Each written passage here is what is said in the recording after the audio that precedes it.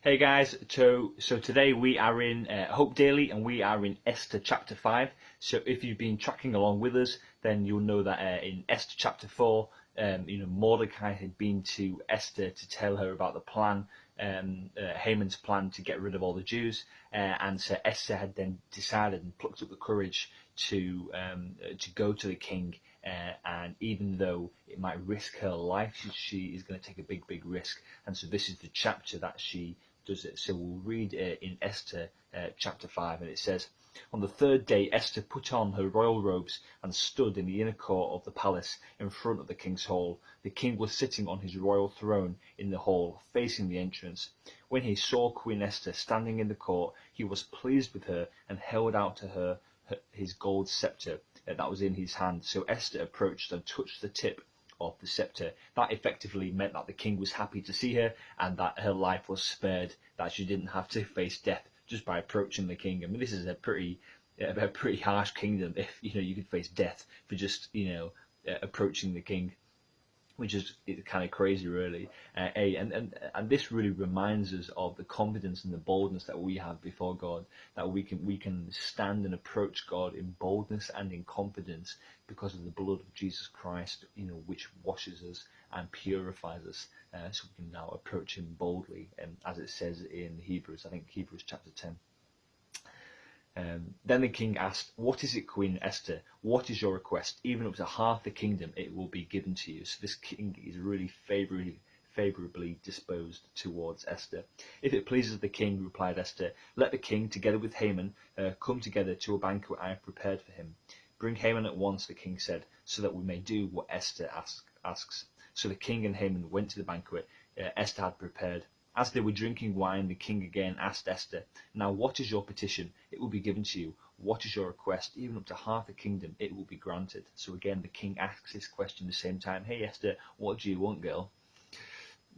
Esther replied, "My petition and my request is this: if the king regards me with favour, and if it pleases the king to grant my petition and fulfil my request, let the king and Haman come tomorrow to the banquet I will prepare for them. Then I will answer the king's question." So Esther doesn't actually even give King Xerxes the question that is on her mind, or her request for him to save the Jews and to turn this plan of Haman around. It's like she kind of delays it.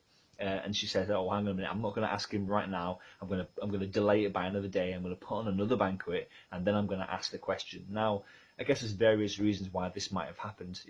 One is because I think Esther is building favour with the king.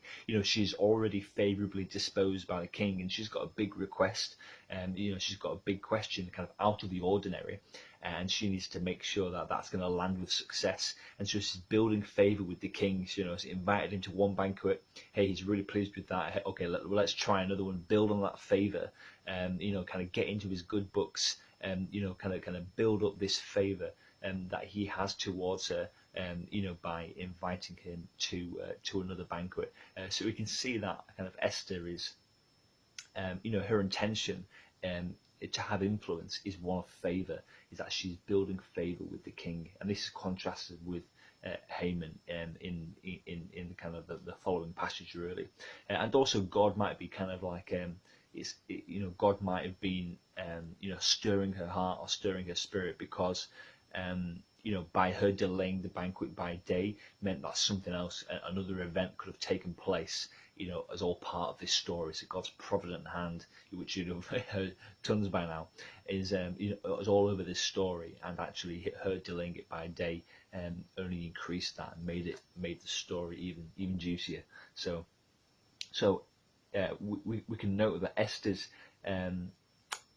desire to grow and build favour with the king is contrasted with Haman here. So it says in verse 9, "Haman went out that day happy and in high spirits, but when he saw Mordecai at the king's gate and observed that he neither rose nor showed fear in his presence, he was filled with rage against Mordecai.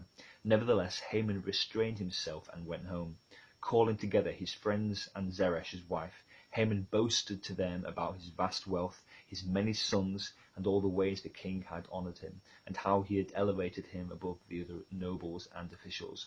And that's not all, Haman added. I'm the only person Queen Esther invited to accompany the king to the banquet she gave, and she has invited me along with the king tomorrow. But all this gives me no satisfaction as long as I see that Jew Mordecai sitting at the king's gate. His wife Zeresh and all his friends said to him, have a gallows built 75 feet high, and ask the king in the morning to have Mordecai hanged on it. Then go with the king to the dinner and be happy. This suggestion delighted Haman, and he had the gallows built.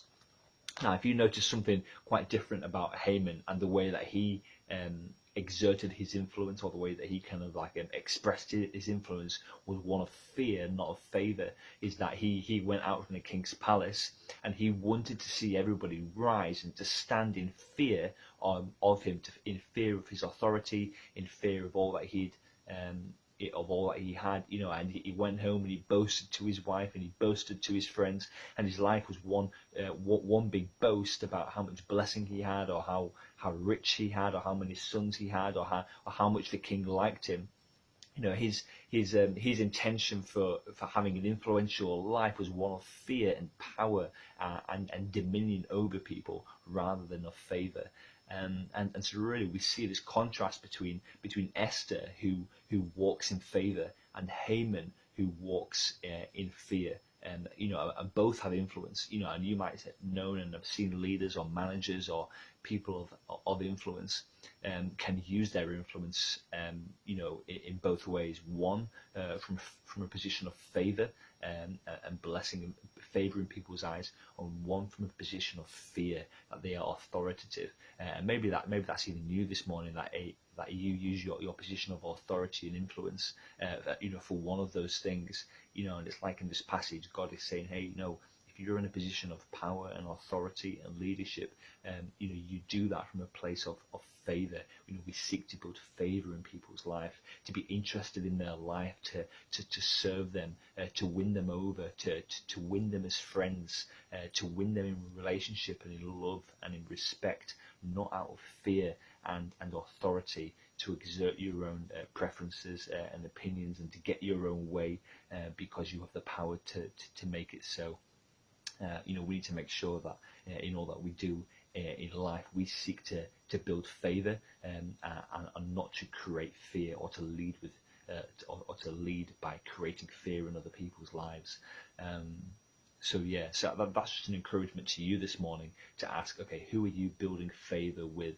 And not to build favour for selfish reasons or for selfish ambition, not to get into the good books of people just so that you can get into the right spheres and areas of life, but to build favour with people, because it's the right thing to do. To show love, to show a real interest and concern for people's lives, to be praying for people, to be interested about the things in their life and what's going on, to seek to grow in favour with people. It says about Jesus that when he was growing as a young boy, it says that he grew in favour with both God and man, which is kind of crazy, isn't it? He wasn't just this kind of like free radical, but that he certainly in his early days and in his youth and in his young adulthood, Jesus was growing in favour with God and with people. They looked at his life and they heard him speak, and they looked upon him with favour. So who are you building favour with today? Hopefully that blesses you guys. Make sure you kind of comment in, say let me know if this has been an encouragement, and hope you have a great day, and we'll catch you later on Sunday. So God bless, have a great week, and we'll see you later.